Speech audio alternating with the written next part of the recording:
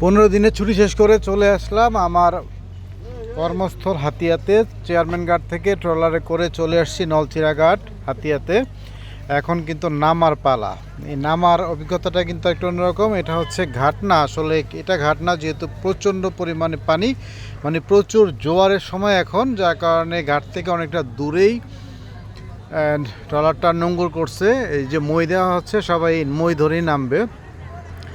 তো মই দেওয়াটা আমার কাছে ঝুঁকিপূর্ণ মনে হইলো। মাটি ভাঙন বা কোনো কারণে একটু পিছলে গেলে কিন্তু সবাই পানিতে পড়ে যাবে, কিন্তু কিছুই করার নাই। এইভাবেই আসলে দ্বীপাঞ্চলের মানুষগুলো ঝুঁকি নিয়ে পারাপার হয়, এদের কিন্তু এইভাবেই অভ্যস্ত হয়ে গেছে।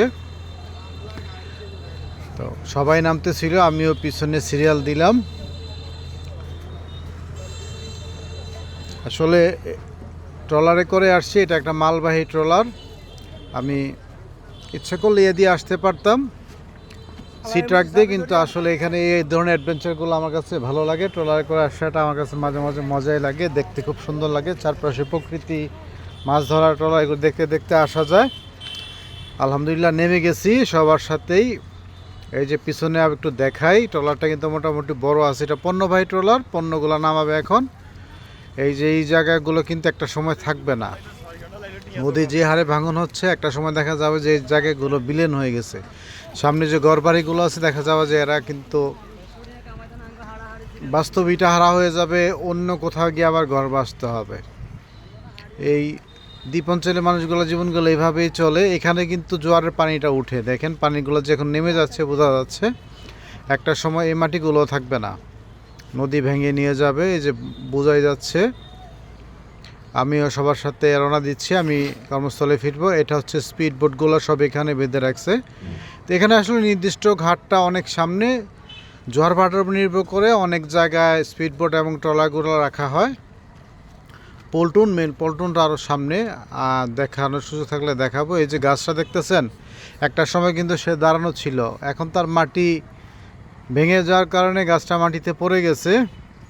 এই যে তাল গাছগুলো একটা সময় হয়তো থাকবে না, এগুলোও পড়ে যাবে। এই যে স্পিড বোটগুলো কিন্তু একদম পার ঘেঁষে রাখা দেওয়া হয়েছে। এখানে জিও ব্যাগ দিয়ে কিন্তু মাটিগুলো আটকানোর চেষ্টা করা হয়েছে। আমরা সবাই যাচ্ছি। এই যে এখানে কিন্তু পানি উঠছিল জোয়ারের সময়, এখন আস্তে আস্তে নেমে যাচ্ছে। তার মানে এই অংশগুলোও কিন্তু জোয়ারের সময় ডুবে যায়। এই যে জোয়ার আসতেছে, ভাটা আসতেছে, জোয়ার ভাটার এই ঢেউয়ের কারণে কিন্তু এই অংশগুলো ভেঙে যায়। ওই যে সাইডে দেখা যাচ্ছে জিও ব্যাগ দিয়ে মাটি ভাঙন রোধ করার চেষ্টা করা হচ্ছে। একজন দোকানি একদম নদীর পাশে একটা টং দোকান খুলে বসছে চা পানির। আসলে অতিরিক্ত জোয়ারের কারণে এই অঞ্চলটা দেখা যাচ্ছে না, এটা নিচেও আরও অনেক লম্বা একটা জায়গা আছে যে অঞ্চলগুলোতে জিও ব্যাগ দিয়ে ফেলে রাখা হয়েছে। আর এই যেখানে স্পিড বোট দিয়ে মানুষ হাতের নখালির উদ্দেশ্যে চলে যাবে, এখান থেকে ইয়াগুলো যাচ্ছে। আর সামনে ওই দিকে হচ্ছে মূলত মেন পল্টন থেকে ওই দিক দিয়ে রোড দিয়ে মানুষ আবার মেন সড়কে যুক্ত হয়। একটা পণ্যবাহী ট্রলার আসছে, ট্রলার থেকে মাল নামানোর জন্য সবগুলা গাড়ি আবার ওইখানে যুক্ত হয়েছে।